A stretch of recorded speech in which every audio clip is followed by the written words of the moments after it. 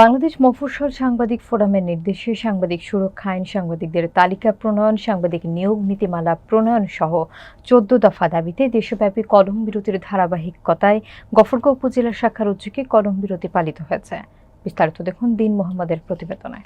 গফরগাঁও উপজেলা পরিষদ মাঠে সভাপতি হিসেবে উপস্থিত ছিলেন মোহাম্মদ সলিমুল্লাহ, সাধারণ সম্পাদক মাজহারুল হক, সাংবাদিক দীন মোহাম্মদ, মোহাম্মদ শামসুল হুদা, সরদার মোহাম্মদ আনিসুর রহমান, সিদ্দিকুর রহমান, খাদিমুল হক পিন্টু সহ বিএমএসএফ এর সকল সদস্য এবং অন্যান্য সাংবাদিক সংগঠনের সদস্যবৃন্দ।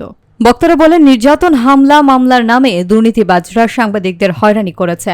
এ সকল অতৎপরতা রুখে দিতে সাংবাদিক সমাজকে ঐক্যবদ্ধ হওয়ারও আহ্বান জানানো হয়েছে। রাজনৈতিক দলগুলোর প্রতি হুঁশিয়ারি উচ্চারণ করে বলা হয়, আপনারা সাংবাদিক নির্যাতনকারী দল হিসেবে নিজেদের দলকে কলঙ্কিত করবেন না।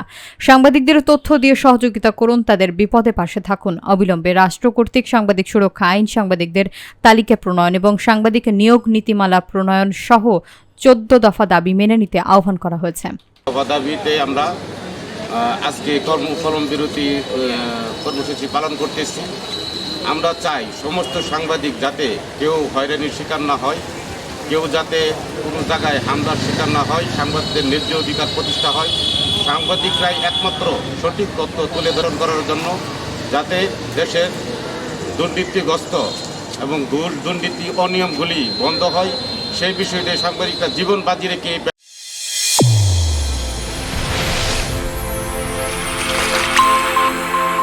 চ্যানেল A1 হৃদয় রেসপন্স।